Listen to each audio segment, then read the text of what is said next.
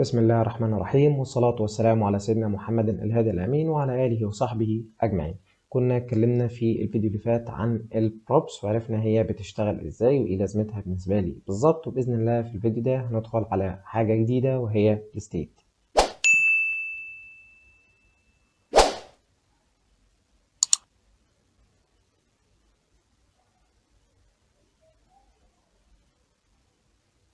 النهارده إن شاء الله هندخل على درس الستيت ونبدأ نشوف الستيت دي عبارة عن ايه وايه المشكلة اللي هي أو الفيتشرز اللي هي بتقدمها لنا أو المشكلة اللي هي بتحلها لنا.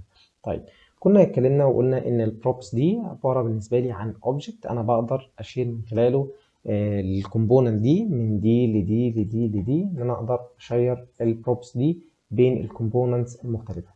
لكن بالنسبه لي الستيت دي برضو هتكون عباره عن اوبجكت عادي جدا، لكن هيكون خاص بالكومبوننت على حده. كل كومبوننت في رياكت بيبقى ليها حاجات خاصه بيها زي اللايف سايكل دي لسه هنتكلم عليها، حاجه زي الستيت ده من خلاله انا بقدر استور الداتا او اخزن المعلومات الخاصه بالكومبوننت دي، اخزنها فين؟ في الاوبجكت ده او الستيت ده، علشان اقدر استخدمها او احدثها بحيث ان انا اخلي الكومبوننت دي تبقى بشكل دايناميك بالنسبه لي. انا مش محتاج تعرف تفاصيل كتير عن الستيت في الوقت الحالي، لان احنا لسه قدام ان شاء الله هنبدا ندرس الهوكس، وهتبدا تشوف برضو اليوز ستيت بتشتغل ازاي. لكن انا بتكلم في مبدا الستيت نفسه، انا بس محتاجك تفهم مبدا الستيت نفسه، وبعد كده هنشوف الحاجات دي هتمشي ازاي. الستيت زي ما قلت لك هو عباره عن اوبجكت بالنسبه لي برايفت يعني خاص بالكومبوننت على حده. كل كومبوننت من دي بيبقى ليها اوبجكت او ستيت خاصه بيها. هقدر من خلال الاوبجكت ده او الستيت دي ان انا اخزن معلومات الكومبوننت دي في الستيت ده، بحيث ان انا اخلي الكومبوننت دي تبقى تفاعليه او دايناميك، ان انا اتحكم في تحديث الستيت بتاعتها او تحديث الحاله بتاعتها. يعني ايه ازاي او معنى ان انا احدث الحاله بتاعتها بالظبط؟ تعالى نشوف. انا هروح اعمل فايل زي ده اسميه state.jsx واقول له تقريبا كانت فين class component.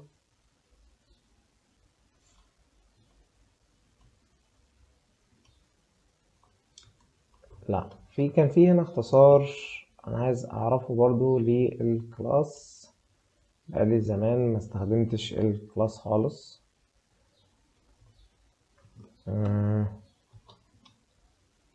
سي هو ده. انا بحب استخدم الشورت كاتس عشان اتعود عليها. دايما تعود ان انت تستخدم الشورت كاتس عشان هتوفر عليك في شغلك كتير، بدل ما انت تفضل تكتب export default class بالمنظر اللي انت شايفه ده. ده طبعا مبدئيا مش في بدايه تعلمك للرياكت، يعني ما تعملش حاجه زي دي في بدايه ما انت تتعلم رياكت. انا بعملها عندي عشان اختصارا لوقت الفيديو وعلشان ما اضيعش عليك وقت. هنا هخليه state، يبقى كده بالنسبه لي كابيتال عشان اقدر استدعيه ككومبوننت. طيب، ده الكلاس كومبوننت. الستيت دي بتبقى فين بالظبط؟ الستيت دي بتبقى بعد الاكسبورت ديفولت بالنسبه لك، قبل الري ريندر او قبل الريندر. الميثود اللي انت شايفها دي هنا تقدر تكتب ستيت. لو انا كتبت كلمه حرف الاس بس كده ستيت، هتبص تلاقيه جاب لك هنا في حاجه هنا اسمها ستيت فوق اهي. ستيت دي بتساوي اوبجكت، زي ما احنا اتفقنا ان الستيت دي بالنسبه لي اوبجكت. الاوبجكت ده هيبقى خاص بالكومبوننت دي على بعضها، اقدر اخزن فيه اي داتا وابعتها للكومبوننت دي نفسها واغيرها زي ما انا عايز. بمعنى هقول له مثلا نيم الاسم محمد مثلا، ده اوبجكت عادي جافا سكريبت. ايج مثلا هقول له انا عايزه 29، ونخزن كده بالمنظر ده، نفصل دي عن الريندر عشان شكلها لطيف. طيب، ده كده بالنسبه لي اوبجكت عادي كي فاليو اوبجكت عادي جدا، لكنه خاص بالكومبوننت دي برايفت. في الكومبوننت دي اقدر من خلاله ان انا اغير المحتويات بتاعه الكومبوننت بتاعتي او اخليها دايناميك مش ستاتيك بالمنظر ده، يعني اخلي الكونتنت او المحتوى بتاعها دايناميك. طيب، انا دلوقتي اقدر اكسس على حاجه زي الستيت دي ازاي؟ طريقة الاكسس بتاعت الاوبجكت العادية ممكن بالدوت نوتيشن عادي خالص، مفيش اي مشكلة كأنك شغال في جافا سكريبت. وهنا نرجع نقول ان الناس اللي ما ذاكرتش الاوبجكت كويس او الكلاس كويس في الجافا سكريبت تروح عليها ترجعها تاني وبعد كده ترجع للكورس ده. طيب دايما تعود طول ما انت جوه الكلاس انت هتستخدم this علشان يعرف ان this دي عايده على الكلاس اللي انت موجود فيه ويقدر ياكسس على الحاجه اللي موجوده جواه. يعني انا لو قلت له ان انا عايز اكسس على الستيت دي، لو قلت له ستيت بس كده، بص شوف انا عملت ايه، كنترول سبيس، هو جاب لي الستيت بس. اول ما انا ادوس عليها، دوست بس عليها ما عملش اي حاجه، اهي هنا دوست هو اوتوماتيك راح جايب لي this.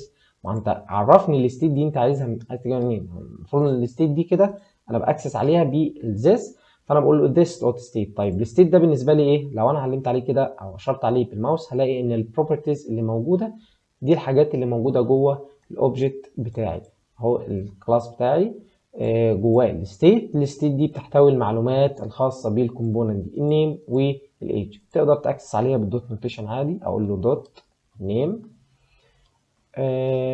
وبرده ممكن، او خلينا مثلا ناخد دي كده كات ونقول له مثلا سبان، نحطها جواها ونكررها، وهنا نقول له ايج. تمام كده انا عرضت الاسم. لو انا جيت على الاسم هنا اشرت عليه هيقول لي نيم محمد، يعني المفروض ان هو يعرض لي جوه السبان دي كلمه محمد. ليه؟ انا جايب له الداتا دايناميك، جايبها له من الستيت. يعني انا كده وغيرتها خليتها هنا احمد ورحت اشرت بالماوس على النيم هيقول لي احمد، معنى كده ان النيم اللي هيتعرض جوه السبان دي هو احمد. فانا هخليها محمد والايج زي ما انت شايف. تعالى نستدعي الكومبوننت بتاعتنا في اي مكان تاني. تعالى نستدعي الكومبوننت دي، وهنا اعملها سمول اللي هي كابيتال، عرض لي اسم محمد. طيب تعالى هنا المفروض ان الايج 29، المفروض برضو انه يعرض الايج. هو كده مفيش this dot state dot age. انا كاتب له age هنا غلط، برضو بقول ما عرضهاش ليه كده. الايج 29 ممكن نخلي له دي مثلا dev عشان بس تبقى الديسبلاي بلوك انلاين element. طيب كده انا عرضت الاسم وهي عرضت السن. دي كده بالنسبه لي داتا دايناميك، انا ما بقتش الداتا انا مش عايز منها حاجه هنا خالص. دي بالنسبه لي بقت، او الريتيرن دي بالنسبه لي بقت عرض كيو اي بس، لكن الداتا بتاعتي او الحاجات اللي انا عايزها او الاوبشنز بتاعتي انا عامل لها ستورد جوه الستيت. يبقى هنا نرجع زي ما قلنا ان الستيت بالنسبه لي عباره عن اوبجكت انا بخزن فيه المعلومات الخاصه بالكومبوننت علشان اقدر اخليها دايناميك بالشكل اللي انت شايفه ده. طيب اقدر اغير الستيت دي ازاي؟ ممكن عن طريق الايفنت ابروتش. الايفنت ابروتش زي اللي هي الاون كليك، الاون تشينج. في حاله الاون كليك تعمل كذا، في حاله الاون تشينج تعمل كذا. انا قلت له مثلا هنا بوتن وقلت له كلمه تشينج. دي بوتن عاديه خالص موجوده هنا، اقول له برضو البوتن دي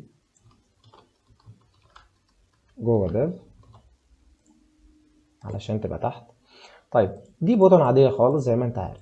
لو انا قلت لك انا عايز ان انا اغير حاجه هنا بالجافا سكريبت عن طريق البوتن دي، انت هتقول لي اوتوماتيك والله احنا هنستخدم الاون كليك. في حاله الاون كليك على البوتن دي انت هتنفذ لي الامر الكذا.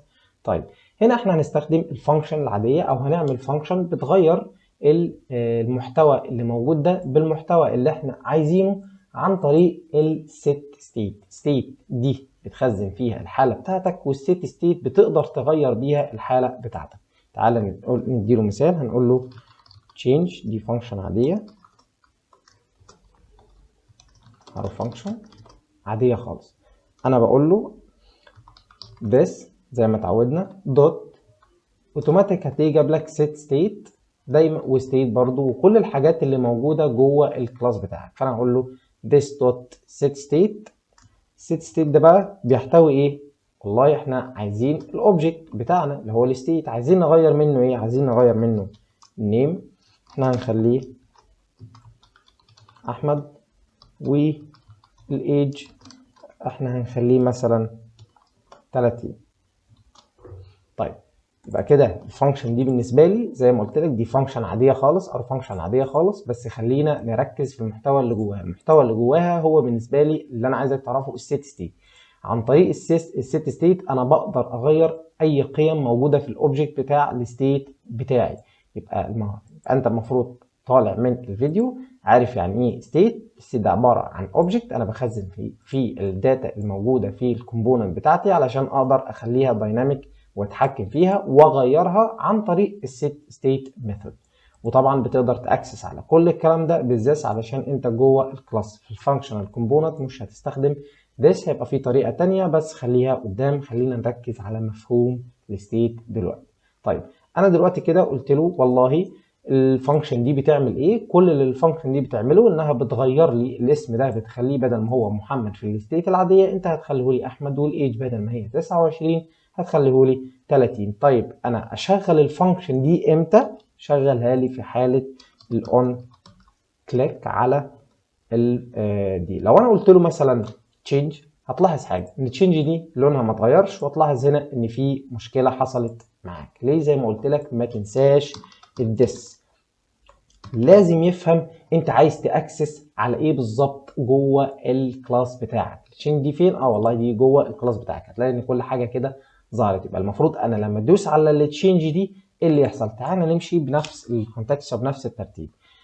انا دلوقتي دوست على الزرار او البوتن هنا في حاله الاون كليك، دوست عليه انت هتشغل لي الاون تشينج. طيب تعالى نروح على الاون تشينج. الاون تشينج دي عباره عن فانكشن بتعمل ايه؟ الفانكشن دي بتغير لي النيم، بتخليه احمد والايج 30. هي بتجيبهم منين؟ بتجيبهم من الستيت. يبقى ستيت خزنت فيها المعلومات، المعلومات دي خليتها دايناميك، والمعلومات دي قدرت اغيرها عن طريق السيت ستيت. بحطها جوه فانكشن عاديه خالص، ومره الفانكشن دي لاي حاجه فاوتوماتيك اول ما اقول له تشينج هيروح مغير لي النيم خلاه احمد والعمر خلاه 30. فانا قدرت ان انا اخلي المحتويات دي دايناميك بدل ما كانت استاتيك ان انا احط محمد واحمد.